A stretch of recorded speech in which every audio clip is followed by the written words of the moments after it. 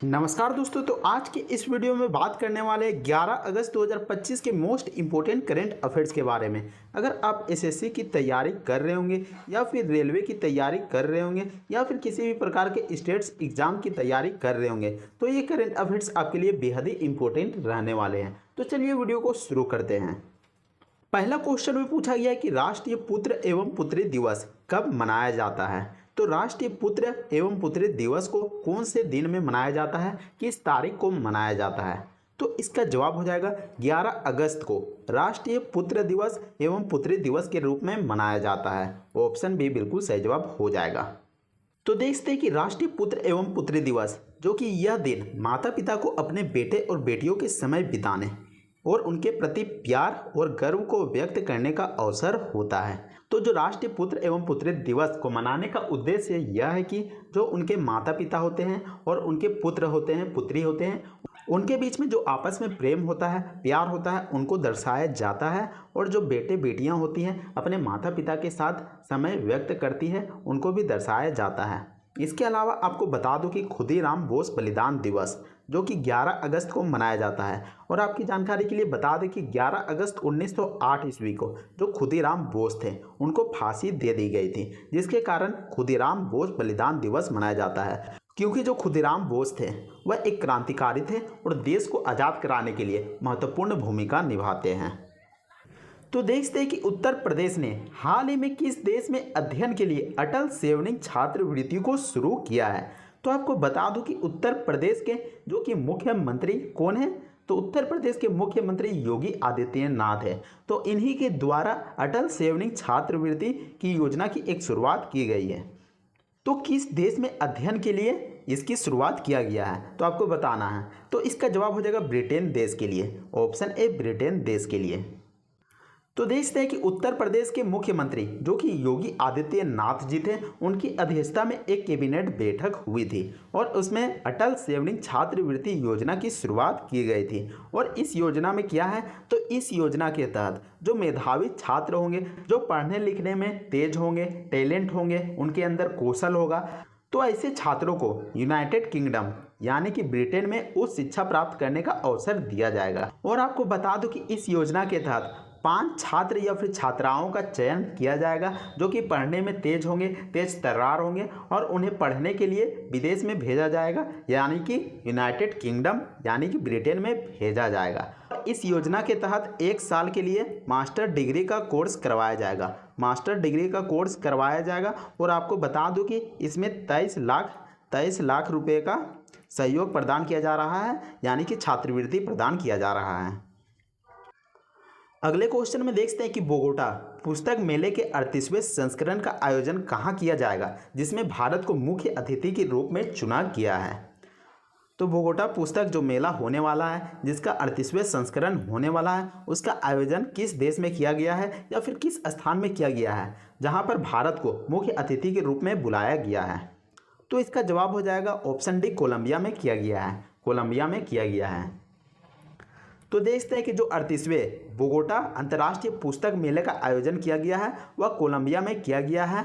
और इस संस्करण में भारत को मुख्य अतिथि के रूप में चुना गया है।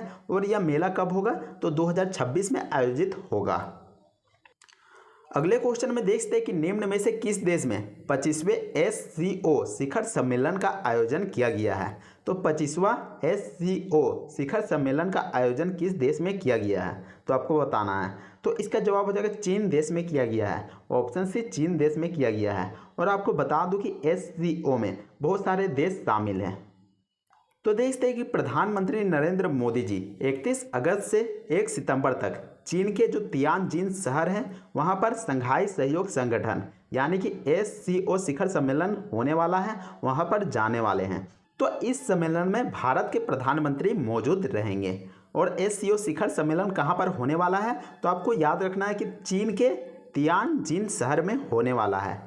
और जो यह शिखर सम्मेलन है SCO है, इसमें कुल कितने देश शामिल हैं, तो इसमें कुल 9 देश सदस्य देश जो कि शामिल हैं। तो कौन कौन से देश हैं, तो इसमें चीन है, भारत है, कजाकिस्तान है, किर्गिस्तान है, पाकिस्तान है, रूस है, ताजिकिस्तान है, उज्बेकिस्तान है और ईरान है। तो ये 9 सदस्य देश शामिल हैं। और SCO की स्थापना का उद्देश्य क्या है? तो इसका उद्देश्य यह है कि ये देश आपस में भाईचारे के साथ रहें और यहाँ पर शांति को स्थापित किया जाए। और इसके अलावा व्यापार हो या फिर आर्थिक क्षेत्र में हो या फिर राजनीतिक क्षेत्र में हो, इन देशों के साथ यहाँ पर आपस में सभी देश मिलकर विकास करें। तो यही कारण है कि SCO का यहाँ पर स्थापना किया गया है।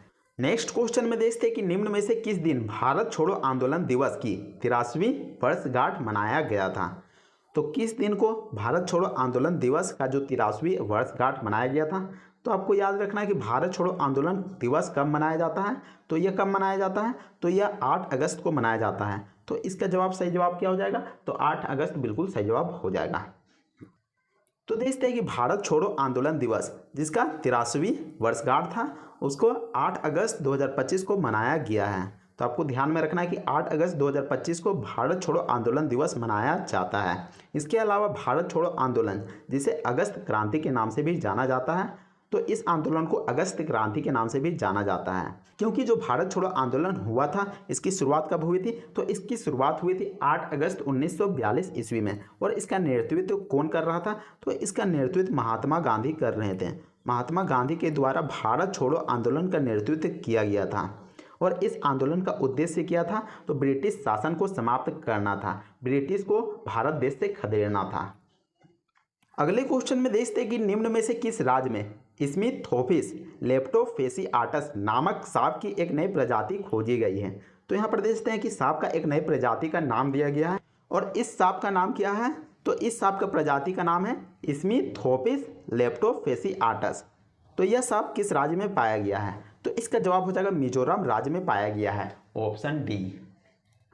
तो देखते हैं कि मिजोरम राज्य में स्मिथोफिस लेप्टोफेसिआटस नामक सांप की एक नई प्रजाति खोजी गई है और यह सांप मिजोरम के पर्वतीय जंगलों में पाया गया है। तो आपको ध्यान में रखना है कि यह सांप मिजोरम के जो पर्वतीय जंगल है वहां पर पाया गया है।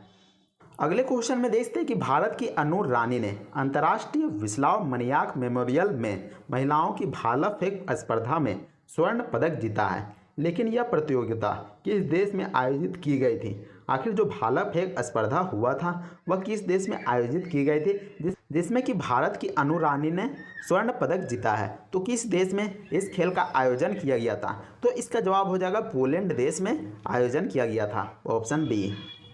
तो देखते हैं कि एथलेटिक्स में भारत की अनु रानी ने पोलैंड में अंतर्राष्ट्रीय विस्लाव मनियाक मेमोरियल में महिलाओं की जो भाला फेंक स्पर्धा हुई थी उसमें 62.59 मीटर की सत्र में सर्वश्रेष्ठ प्रयास के साथ स्वर्ण पदक जीता है।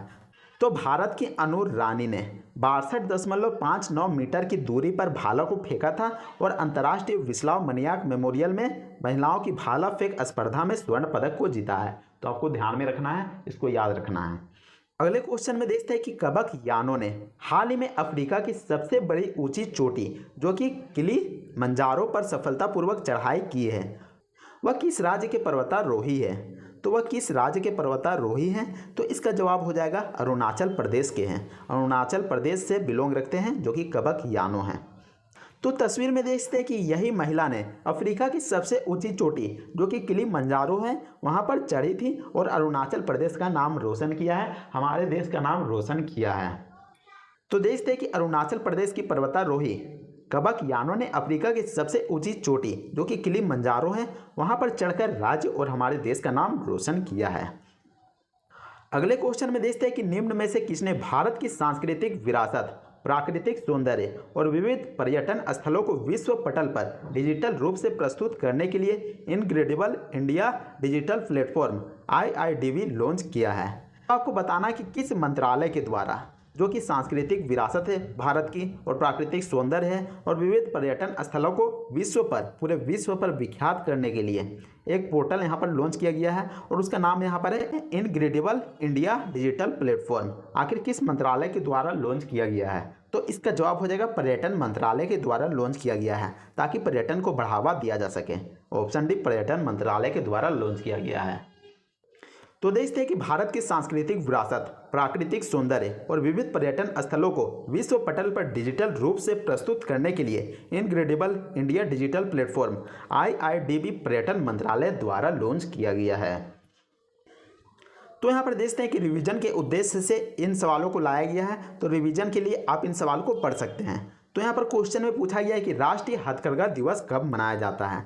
तो राष्ट्रीय हथकरघा दिवस यानी कि जो हाथों से जो कपड़ों को बुना जाता है उसी को यहाँ पर राष्ट्रीय हथकरघा दिवस कहा गया है। आखिर वह कब मनाया जाता है, तो इसका जवाब हो जाएगा 7 अगस्त को मनाया जाता है। और आपको बता दूं कि 7 अगस्त 1905 को क्या हुआ था, तो स्वदेशी आंदोलन हुआ था, जिसमें कि ब्रिटेन से जो कपड़े आते थे भारत में आते थे उन कपड़ों का बहिष्कार किया गया था। और भारत में कहा गया था कि जो हाथ से बने कपड़े होते हैं, जो खादी कपड़े होते हैं, जो बुने हुए कपड़े होते हैं उनका इस्तेमाल करें, ना कि विदेश से आए हुए कपड़ों का इस्तेमाल करें। तो इसी को यहाँ पर बहिष्कार किया गया था, इन कपड़ों को बहिष्कार किया गया था और 7 अगस्त 1905 को स्वदेशी आंदोलन अपनाया गया था। तो इसी की याद में राष्ट्रीय हथकरघा दिवस मनाया जाता है, तो आपको ध्यान में रखना है। अगले पॉइंट में देखते हैं कि MS स्वामीनाथन शताब्दी अंतर्राष्ट्रीय सम्मेलन का आयोजन कहां पर किया गया है। तो आपको बता दूं कि जो MS स्वामीनाथन शताब्दी अंतर्राष्ट्रीय सम्मेलन का आयोजन किया गया था, जिसमें कि नरेंद्र मोदी जी आए थे और जो MS स्वामीनाथन जो कि भारत के हरित क्रांति के जनक के रूप में जाने जाते हैं, उन्हीं की जयंती पर इस आयोजन को किया गया था। तो कहां पर किया गया था, तो इसका जवाब हो जाएगा नई दिल्ली में किया गया था। अगले पॉइंट में देखते हैं कि AICTE इंडेक्स 2025 में पहला स्थान किसने हासिल किया है। आखिर AI आर्टिफिशियल इंटेलिजेंस के क्षेत्र में किसने पहला स्थान हासिल किया है 2025 में, तो इसका जवाब हो जाएगा सिंगापुर ने हासिल किया है। अगले पॉइंट में देखते हैं कि क्षमता निर्माण आयोग का अध्यक्ष कौन है। आखिर क्षमता निर्माण आयोग का अध्यक्ष के रूप में किसे नियुक्त किया गया है, तो देखते हैं कि एस राधा चौहान को क्षमता निर्माण आयोग का अध्यक्ष के रूप में नियुक्त किया गया है और इससे पहले ये IAS ऑफिसर भी रह चुकी है। अगले पॉइंट में देखते हैं कि मुख्यमंत्री निजुत मोहना 2.0 योजना किस सरकार के द्वारा लॉन्च किया गया है, तो यह असम सरकार के द्वारा लॉन्च किया गया है। असम के मुख्यमंत्री हेमंत बिस्वा शर्मा के द्वारा लॉन्च किया गया है। और इस योजना के तहत जो लड़कियां होती थी जो कि बीच में अपना पढ़ाइयाँ छोड़ देती थी, लड़कियां अपनी पढ़ाई को पूरा कर सके इसके लिए उन्हें छात्रवृत्ति दिया जाएगा, एक उचित राशि दिया जाएगा और उनकी पढ़ाई में सहयोग भी किया जाएगा। अगले पॉइंट में देखते हैं कि 17वें पुरुष एशिया क्रिकेट कप 2025 का आयोजन कहां पर किया जाएगा, तो इसका जवाब हो जाएगा संयुक्त अरब अमीरात में किया जाएगा, UAE में किया जाएगा। और आपको बता दूं कि इसका आयोजन होने का संभावना कब है, तो हो सकता है कि सितंबर में इसका आयोजन किया जाए। तो उम्मीद करते हैं कि आपको यह वीडियो पसंद आया होगा। अगर वीडियो पसंद आता है तो वीडियो को लाइक कीजिएगा और चैनल को भी सब्सक्राइब जरूर कर लीजिएगा। तो मिलते हैं नेक्स्ट वीडियो में, तब तक के लिए जय हिंद, वंदे मातरम।